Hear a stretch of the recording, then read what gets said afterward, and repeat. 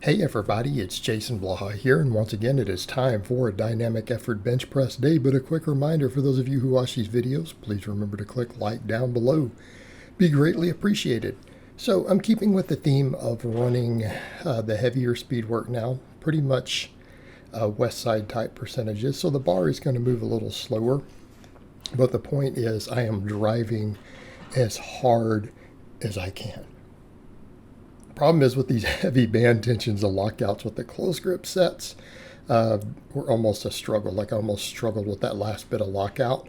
My digital scale is buried somewhere in a storage box right now. I almost want to recheck what's going on with all this now that I can tune the bands. My bands may be a little tighter than I think they are. Because again, I'm noticing it feels like I've got a lot more band than I do. What they should be at. But we did 3 sets of each grip because I want to make sure I'm getting even development, even though I know I'm going to have to close grip at Worlds. I do want to make sure development's even. I don't think me going just over to close grip is entirely why my close grip went up. I honestly think it's because I worked on shoulders and hammered my triceps really hard. And I think that's a factor. So I think what I need to do is continue that, just continue to develop the upper body because I did get quite a bit thicker and continue to do all the tricep work. So again, this stuff doesn't look as fast as it normally does, but keeping in mind I'm running something like 50% bar weight of my very best training max, right, from any grip. And then I'm throwing bands on top of that. And it's a fair amount of band tension, and it feels like a lot more on those lockouts. So again, I wish it was moving a little faster, but I am pushing with everything that I have as hard as I can. So, we'll accept it. I'll accept it. Again, given the percentages, but you guys have seen what my speed looks like on all these movements when I run the lighter percentages. I decided to work with some incline today. I kind of wanted to resist this. I even had someone ask in the comments, and I've been thinking about it. But I'm like, no, it seems to bother my shoulders. It hasn't been now. I think it really is just the pull-ups and the overhead pressing that causes the issues for me. And I think if I stick with chest pressing and rowing for the most part, we're going to be okay. Now, these inclines look really sloppy because my rack has been rebuilt a bit. I don't have the same reference points down below and as far as the reference to the edge of the platform. So the first couple sets I was way too close to the J-hooks and I kept hitting them. I hit them multiple times and it really made this more difficult. And then I had to move it a couple times. Like until we got to the third set, I was actually hitting the uprights. But the third set we were good, but by then I think I bled some strength out. Notice on some of those, I'm hitting those uprights, and that will just bleed your strength. So I think next time I do these, it's going to go a lot smoother now that I've learned to get it further down. I can unrack just fine so that we're not hitting that, and I think it's going to be a lot better. Plus, they just felt sloppy because I haven't been doing incline. It puts such a stretch on my chest that it actually hurts. And that's something I've explained to people. People talk about, mobility or whatever. I can't touch my chest on certain exercises, like lat pull down type movements, certain types of like inverted rows, overhead pressing. I can't physically touch my chest with the bar. On the incline, I almost can't do it with the empty bar. I have to have weight to compress it. So it's almost like wearing a bench shirt, which you guys have noticed when I incline, sometimes when I've hit training maxes in the past and I was pushing incline hard, I explode off the chest and it slows near the top. And I'm actually stronger with the wide grip, even though with normal benching, I tend to be stronger with close grip. Incline, I'm stronger on that wider grip. So that's what I'm going to work with just so that I can get the most tension, the most weight on there. But I'm going to use that as my delt work. I've been doing the front raises and they've worked really well, but I've also realized, I could be doing something that works carry over to the bench even better. And I like the plate front raises, but if my triceps are going to be worked, if I'm going to hammer them, I think all of my supplemental work needs to be a press of some type. It needs to have a tricep component. I need everything to work the triceps. So that includes my shoulder work. It would be in my best interest. Plus, it'll make sure my chest grows everything else, right? We need everything to just get bigger. The triceps are going to be the focus. They're going to be the focus. We're going to see the most volume there. But I do want to make sure my pecs continue to grow, and we need to definitely make sure those delts are growing. So I'm hoping to just get more well-rounded in my pressing strength. Even if it turns out no matter what, my close grip is the strongest, I want to be more well-rounded. But we also know that since my close grip tends to be the strongest, even with balance training, I will continue to hammer the triceps. All right, I'm going to continue to hammer the triceps because visibly they're the smallest muscle in the chain for me. All right, we know that. My arms could stand to be a lot bigger. So we'll hammer the triceps. But today I just did for non-pressing or tricep type work, we just did 5 sets of 1-arm dumbbell rows, and I do think I'm going to start working other rows in on lower day to balance that out. And this allows me to really focus on pressing and triceps on my bench press days or my upper days. So I don't know. I think I may work some Pendlay rows in tomorrow.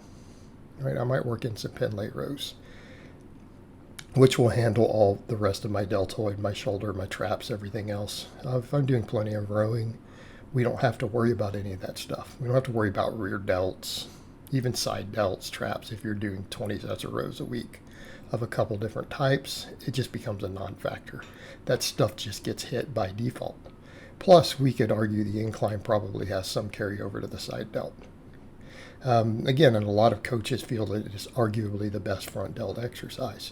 And we know it has great carryover to the bench, particularly the right out of the bottom. Right out of the bottom. You're going to have the great carryover. So I'm going to do that as a primary shoulder movement. After that, we did 5 sets of Skullcrushers. I think this is the heaviest I've tried to go on these, and they were definitely hard to get sets of 10. I'm not holding back on these now. These were so difficult that it really seemed to affect my ability to do press downs next, because I'm doing all this tricep work at the end. Decided I definitely need to go big to small. So I want to do my rowing before my direct, smaller tricep exercises. Although I don't like that term direct. I really don't like it. Let's call it our single joint exercises, which is what these are. And I think between the Skullcrushers and the band work, we're getting every aspect of the tricep development, because these really work us into that stretch position to where the muscle is at the lengthened position. So it works the whole tricep. It also will help us out of the bottom because of the lengthened position. And then we really hammer the lockout, the tendon health, everything else with the band press downs. And I've had a lot of luck with those band press downs. They've really helped bring my close grip up. But again, I'm going to use these some because I don't know that JM presses are going to be as necessary if everything's going to be lots of pressing.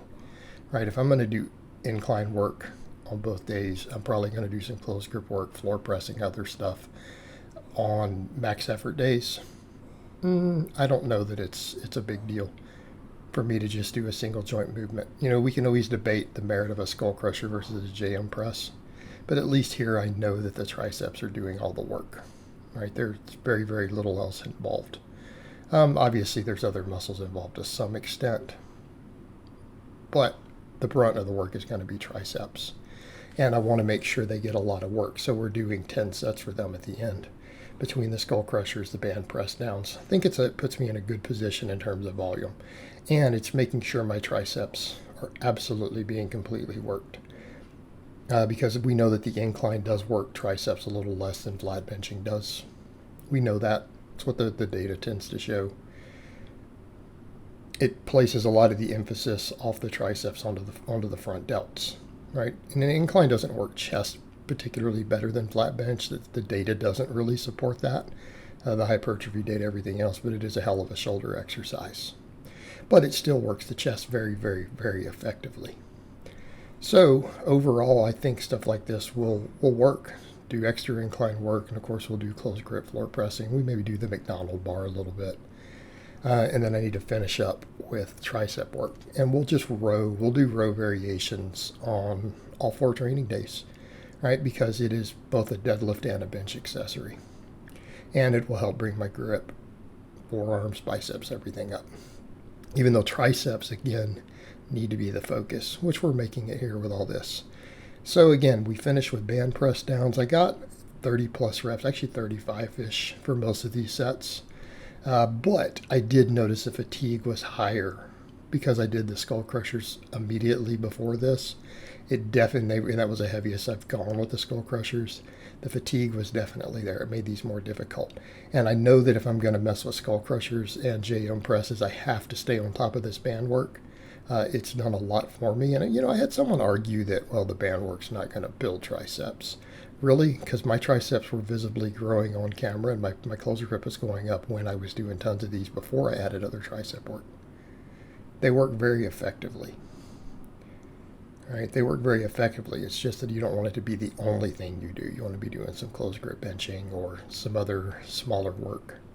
Right? You need to be doing this stuff. I mean, if you want to maximize triceps, because triceps actually have the highest volume threshold of any muscle in the upper body. That's what, again, there's data to support this. There's a reason to put focus on the triceps beyond your normal pressing.